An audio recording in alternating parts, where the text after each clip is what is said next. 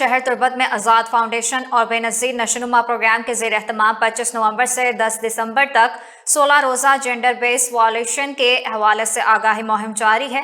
مختلف کمیونٹیز میں خواتین کے ساتھ نشست کا اہتمام کیا گیا۔